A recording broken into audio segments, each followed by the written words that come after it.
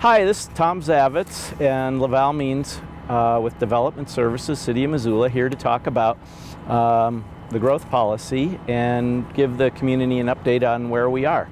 And so I'm going to ask Laval some questions actually that might help us get through a lot of that information. And the first one is, what's going on with the growth policy project right now? I hear there's a public meeting coming up.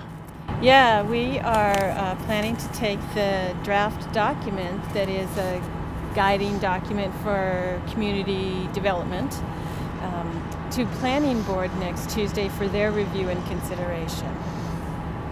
So I take it that this is the first draft then, and you've moved through the outreach process and are ready. Okay, we're going to have to cut some of that. Can you remind everybody what a growth policy is? Sure, yeah. The growth policy is a guiding document for city decision makers primarily. It's something that helps to set the direction for the community as we plan for growth and change for the next 20 years.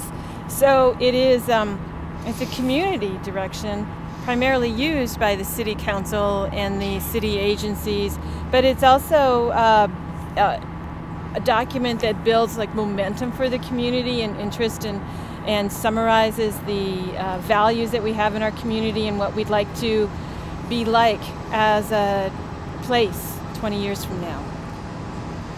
How would a developer use the growth policy? Well, what he would be looking at, or a developer would be looking at, is what kind of guidance there is in there for projects that might be proposed. So the growth policy provides guidance both on the built environment, like building projects and development, as well as some community development.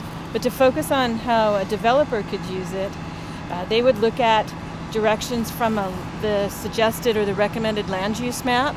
There's guidance in there for where we would like to direct types of uses towards in our community, and then they'd be looking at the document for descriptions about those land uses. I know that we've heard a lot about inward growth, and is there give me an example of a type of development that could be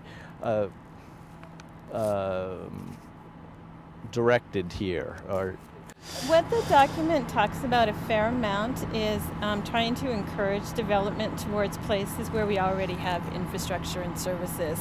It's really been identified as a great way to make good use of your services, efficient and fiscally sound use of your services.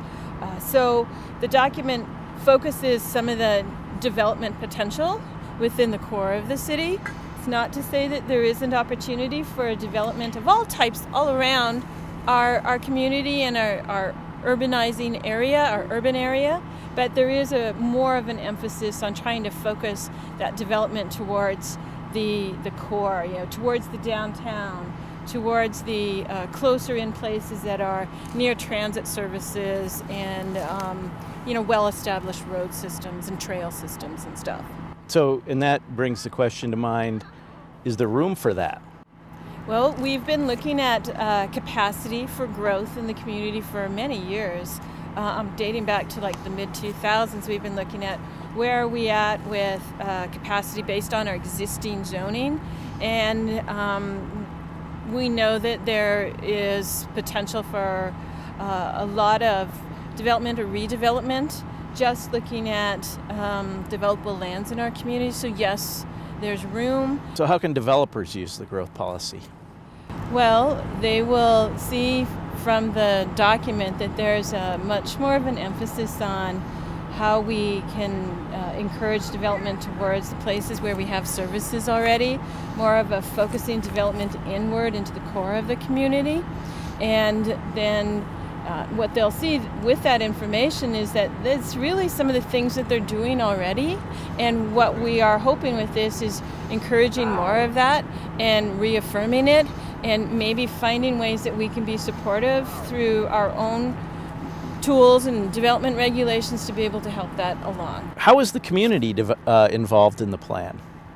Well, since we started this process last summer, we've been engaging community members, talking to them in different venues, places, presentations, and asking them really what they think are the assets in our community and what are some of the challenges that we need to be tackling in this process. So we've been really taking that to heart, and we've been, out of all that process of talking to community members, we asked people if they'd be interested in actually helping develop the policy in this document, and we gained a lot of participation in developing those policy statements. In fact, it was community members that wrote the goals and objectives and the actions in this document. Top issues that you might want to mention, or the things that rose to the surface, anything new, or are they pretty much the same issues that we've been dealing with? Affordability? I think some of the issues are what we've been dealing with, and we need to continue to deal with. They are like affordability and improved transportation systems, but there's more of an emphasis on ways that we can supplement our transportation and enforce or reinforce other ways of moving around our community, with an emphasis on transit and relationship between transit and where development is occurring. So there's more of an emphasis on that. I think there's more of an emphasis on how we can support and build a healthier built environment. So we're relating to, connecting to our park spaces and our open spaces, and thinking about keeping services closer to where we have residential, so that there's more of a mixing of uses. People don't have to travel quite as far to get to things. That's a part of a healthy environment. So there's more emphasis on mixture, being able to put small services next to where residential is. There's been more of an interest in talking about our climate in this process as well. The baby boomers are retiring, and I think there's a trend in what they're looking for in their new lives, and can any of that be seen in the plan? We actually reached out to an aging population early in this process during our listening. We called it listening sessions, to be able to hear what the issues are and ideas are in the community, and they really helped identify a lot of key concerns. Some of it has to do with access, again, to services close to where housing is. It also is about being able to age in place and have the variety in your neighborhood to move from the kind of house you have now to maybe smaller places, all within close proximity. And then having more of a walkable and an accessible community, so that it's easier for people to move around. I heard a little bit about climate change. Anything in the policy about that? It has been explored. We have to, when we're developing a growth policy, look at the existing conditions about our community and projected trends. And we've noted that we're living with a changing climate to some degree. And I know that there's lots of research that still is out there to what degree, but things are changing. And so we do talk about it both from understanding our existing conditions, and then what that might mean to what we look like as a community in the future.